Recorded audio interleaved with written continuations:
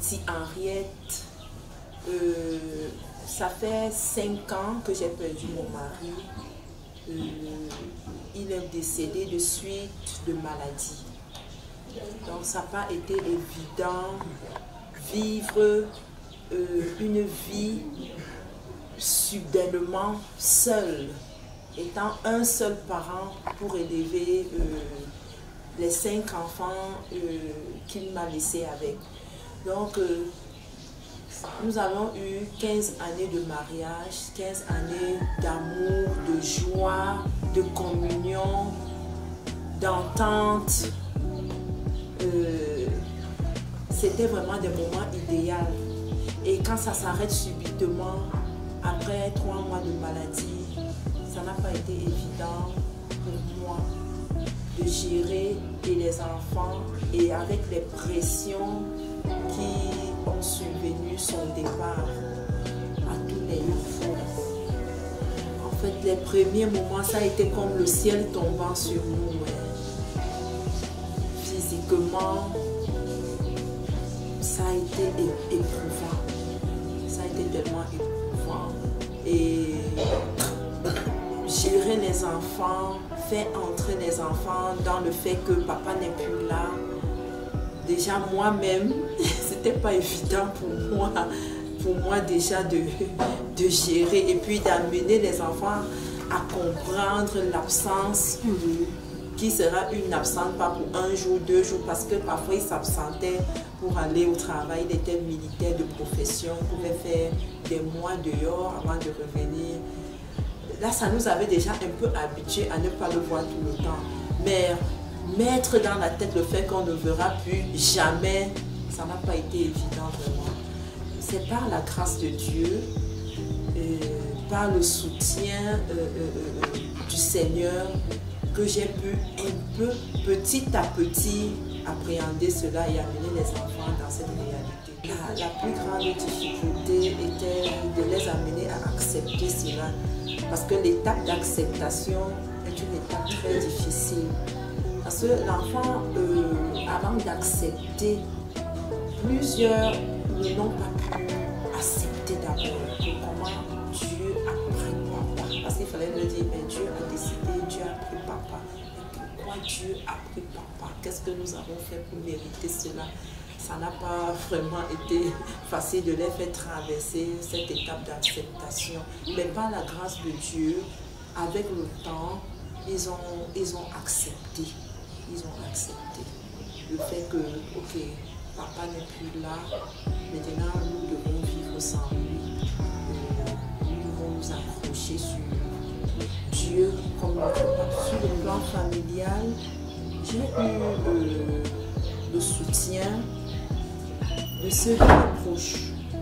J'ai eu un soutien, leur présence.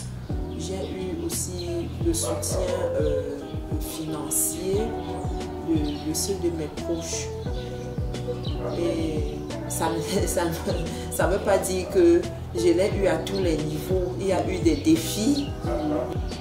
Et comme je disais, il y a eu vraiment des défis, étant donné que quand tu te retrouves seul, de partout on peut donner, des flèches peuvent venir de partout. Parfois, c'est pas facile pour certaines personnes d'accepter que, ok, il est parti. Je voudrais dire que des veuves souffrent de beaucoup de défis, telles des accusations même. Telles des accusations. On se dit peut-être tu n'as pas fait ce que tu devrais faire en tant que femme. Tu n'as pas été celle, tu n'as pas été à faire ce que tu devrais réellement faire. L'époux est décédé, il avait 45 ans. Il avait 45 ans. S'il vivait devant moi 50 ans aujourd'hui. Et moi, je suis restée à 39 ans heureux. Je bénis le Seigneur parce que dans ces étapes que j'ai traversées, le secours de Dieu m'a été d'un grand appui. La présence du Seigneur à mes côtés, de mes frères en Christ à mes côtés, qui m'ont encouragé, qui priaient pour moi. Parce que plusieurs veuves à un certain moment, tu peux même te retrouver que tu lâches. Tu lâches parce que les pressions sont tellement fortes. les pressions sont fortes. Tu peux te retrouver, tu es en train de lâcher, et puis en lâchant là, tu peux partir, même certaines décèdent. Certaines décèdent. Certaines sont victimes de certaines maladies qu'elles n'arrivent plus donc elles vivent avec ces maladies parce que la gérance du départ n'a pas été ça. Mais je bénis le Seigneur pour le soutien vraiment des personnes autour de moi, de certains membres de la famille, même auprès de moi, qui ont été un grand encouragement. Et comme je disais, il a aussi eu des personnes qui se sont retirées de moi, qui n'ont pas voulu être des soutiens autour de moi, qui ont plutôt pris du recul. Mais je bénis le Seigneur, malgré leur recul, le Seigneur a été avec nous. Et je rends grâce à Dieu parce que mon mari étant chrétien, sa famille connaissait sa position. Mon mari était pasteur dans l'armée. Donc sa famille savait on ne doit pas franchir une ligne rouge. On doit respecter la position de notre frère. À ce niveau, je n'ai pas vraiment eu de problème. Je n'ai pas subi un rite. Il n'y a pas eu une tradition qu'on a fait sur moi. Après l'enterrement de mon mari, j'ai suivi aucun rituel, aucune tradition. Je suis rentrée comme je suis venue. C'est une vie qui m'est venue soudainement, vivre sans mon mari.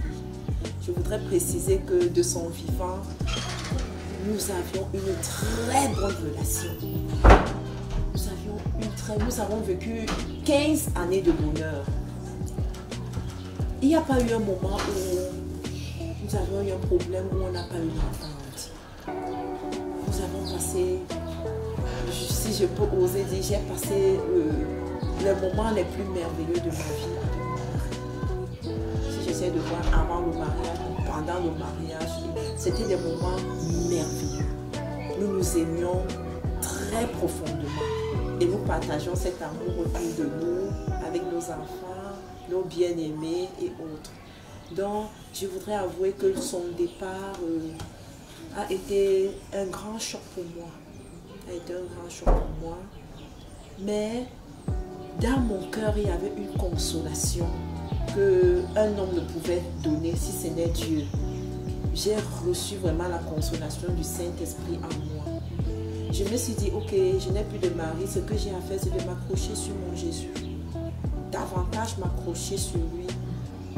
Et j'ai compris encore cette parole qui dit, il est le mari des veuves et le père des orphelins. Quand je le lisais, je lisais comme ça. Mais je suis entrée dans la vie de ce verset-là. Et j'ai considéré les paroles de ce verset-là plus que jamais. J'ai dit, ok, si Jésus est mon mari, alors il doit prendre ses responsabilités. Il faut que je lui laisse prendre ses responsabilités. Elles sont amères, je peux quelque part les comprendre, c'est à partir de ce qu'elles vivent après le départ de leur époux. Plusieurs m'ont dit, on m'a dit, c'est moi qui ai tué mon mari. Plusieurs veuves, on leur dit cette parole. Alors quand j'ai suivi le témoignage de certains qui m'ont dit, on m'a dit cette parole, quand ces paroles me sont revenues, j'ai dit, ah, ce n'est pas nouveau, on le dit à plusieurs. Et à moi-même, on me l'a dit. Mais je sais que Jésus est capable d'ôter toute tristesse en moi. Alors je me suis accrochée. J'ai refusé la tristesse, j'ai refusé l'amertume et je le refuse quotidiennement. C'est pas quelque chose qu'on le fait parce que des situations et des événements, c'est toujours là, hein, ça vient, ça arrive. Ça arrive sur notre chemin, on le vit quotidiennement en fait. Mais c'est une décision personnelle de refouler cela, de refuser d'être victime de colère, de nervosité et de tout ce que cela comporte. Parce que je me suis dit que j'ai besoin d'être en santé pour prendre soin de mes enfants. J'ai besoin d'être joyeuse, de garder le sourire. Parce que les pleurs et les larmes, ça arrive quelquefois, oui. Mais si je passe tout mon temps à pleurer, je vais me faire du chagrin et je vais activer des maladies en moi. Et ça va m'empêcher d'avancer. Donc en regardant à mes enfants, je me suis dit, il faut que j'avance, il faut que je garde la tête haute. Il ne faut pas que je me laisse aux maladies et à toutes ces choses qui peuvent m'empêcher de prendre soin des enfants qu'il m'a laissés. Même du vivant de mon mari, j'ai appris à être une femme battante. Donc, je n'étais pas celle qui restait juste à la maison. Bien que j'étais à la maison, j'ai fait mes accouchements étant à la maison. J'ai toujours eu à me battre. J'ai fait des études en industrie d'habillement IH. Donc, à la maison, étant jeune mariée, j'avais ma machine. Je pouvais faire des vêtements, coudre des vêtements et livrer. Ça me permettait d'avoir un peu d'argent. À part ça, je vendais mes bananes. Mon mari me le permettait, donc je pouvais faire mûrir mes bananes. Je pouvais déposer chez le boutiquier et ça me donnait une entrée financière. Donc, je ne le laissais pas seul avoir des entrées. Nous nous joignons toujours ensemble pour élever nos enfants, pour avancer. Donc, quand il est parti, j'ai pris d'abord un temps de deuil. Après ça, je me suis dit, je m'attends à quoi? Il ne faut pas que je sois celle qui tout le temps, je pars mendier. Il faut que je continue à me battre. Donc, j'ai relancé mon activité de couture, de vente de bananes, de vente de folérés, de vente de baobab. Je vends un peu de tout. Donc, dans mon atelier de couture, sur la table externe, j'ai des petites choses que je vends. Je vends le caramel, les arachides, de l'eau à boire aussi même, du foléré, du baobab. Donc, en telle sorte que je ne sois pas un poids pour des personnes. Et même en le faisant, donc, je suis en train d'encourager certaines personnes qui voudront me tendre la main. Pour les rentrées scolaires, je reçois beaucoup de dons. Des dons des gens de ma famille, de ma belle famille aussi. Je reçois des dons des amis. Mais je ne veux pas me focaliser sur ça. Je me suis dit, il faut que je sois en train de faire quelque chose. Par exemple, comme vous disiez, pour manger aujourd'hui, si quelqu'un va s'asseoir et seulement attendre qu'on vienne lui donner de quoi manger, ça veut dire que les enfants ne vont pas manger. Le Seigneur, je reçois des dons de certaines ONG. Lui, par exemple, au moment de rentrer comme ça, là, ils me font souvent venir, me donnent des cahiers, des sacs de classe, certains livres. Oui. Pour les pensions qui sont vraiment élevées, mes deux familles me soutiennent beaucoup à ce niveau. Et pour un témoignage, je suis dans une habitation, je ne loue pas. C'est Dieu lui-même qui m'a offert cette maison. Quand mon mari décède, il n'avait que laissé la fondation. J'ai reçu beaucoup de soutien. Tel me donnant un sac de ciment, tel me donnant du fer, tel autre me donnant ceci. Bon, si vous me voyez, après 15 ans de mariage, nous n'avions pas eu la possibilité de nous bâtir une maison. Mais le mari des veuves s'est rassuré que, à moins un an qu'il ne soit parti, que nous soyons dans la maison. Donc, j'ai reçu beaucoup de soutien. Des amis, des frères en Christ, de la famille, qui ont permis que je ne sois pas en train de louer. Pour gérer l'électricité et l'eau, comme je disais, je fais mes petites activités. Je suis... en fait, Dieu prend soin de nous. Je suis vraiment reconnaissante de la manière dont le Seigneur s'occupe, il veille sur nous.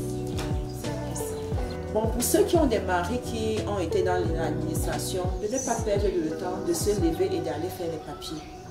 Pleure, mais lève-toi, va en justice, commence par là, va faire tes papiers. Même si la belle famille ne t'a pas donné le papier qui prouve que tu as été épouse et puis tu as eu des enfants, lève-toi, va en grande instance, commence immédiatement tes papiers.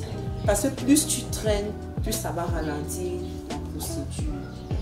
Donc, et ne permets pas que la rancune, que la haine, s'installe dans ton cœur parce que en laissant la voie à la haine, à la rancune, au manque de pardon, tu seras en train de te tuer à petit feu.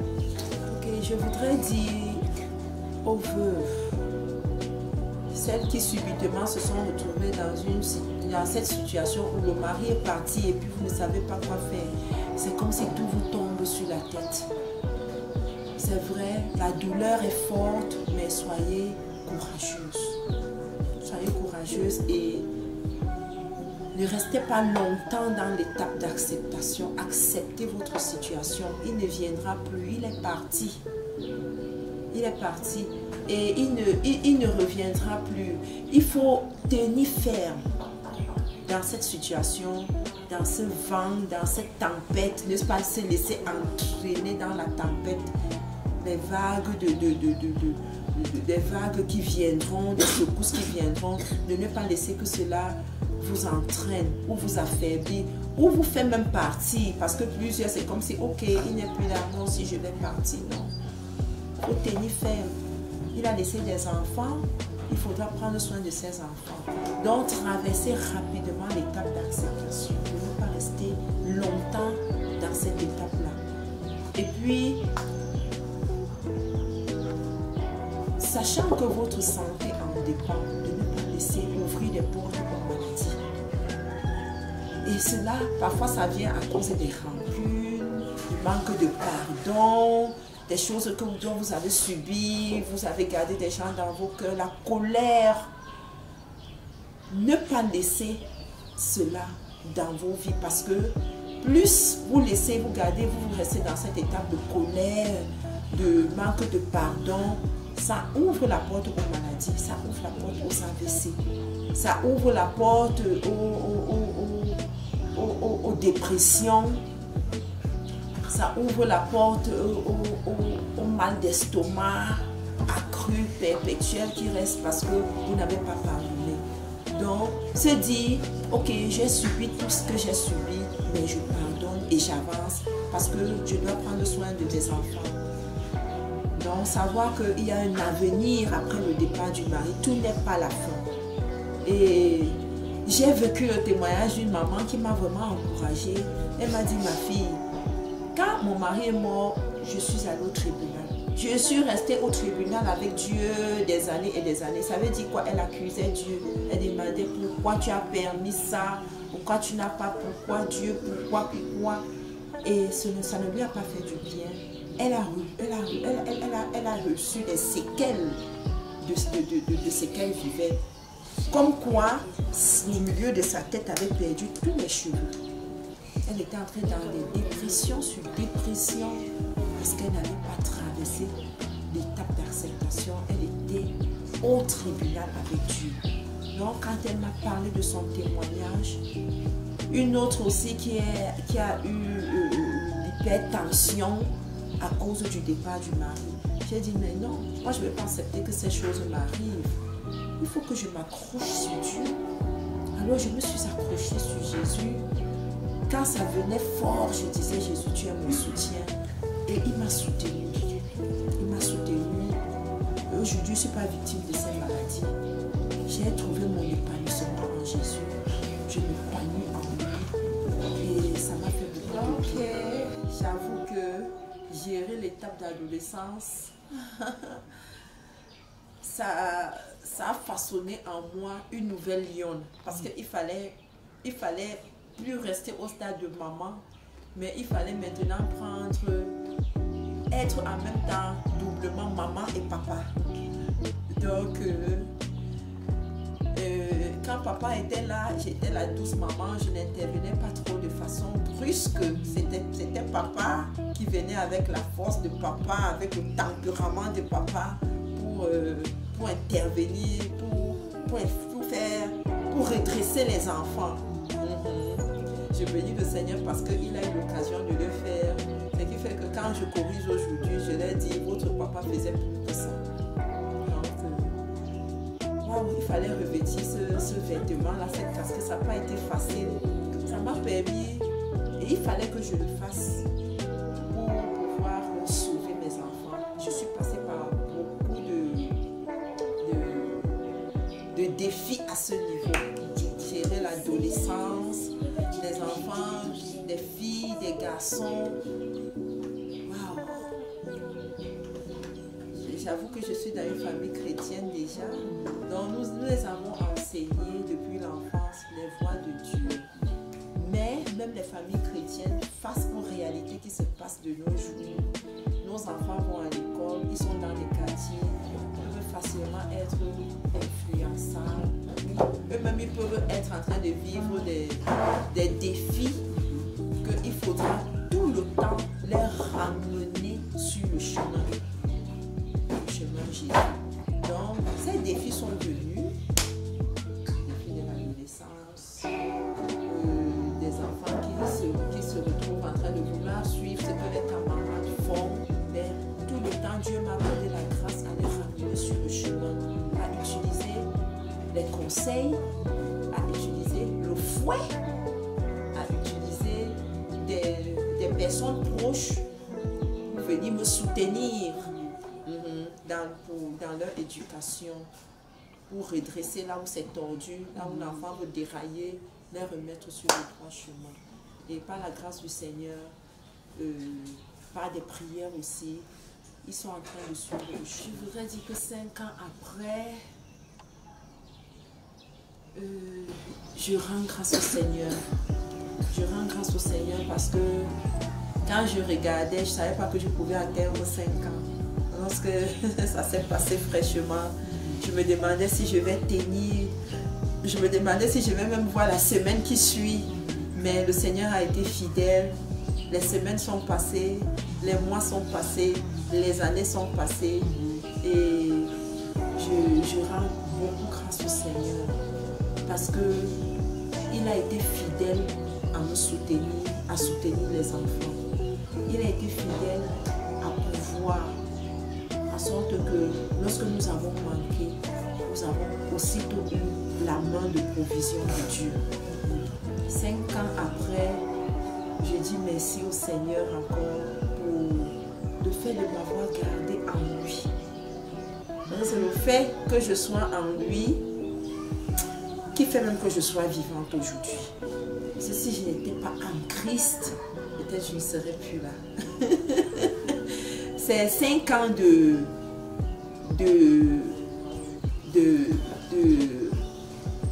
vraiment de manquement de papa, mais je voudrais dire quelque part, Dieu a toujours su tirer le sourire de moi.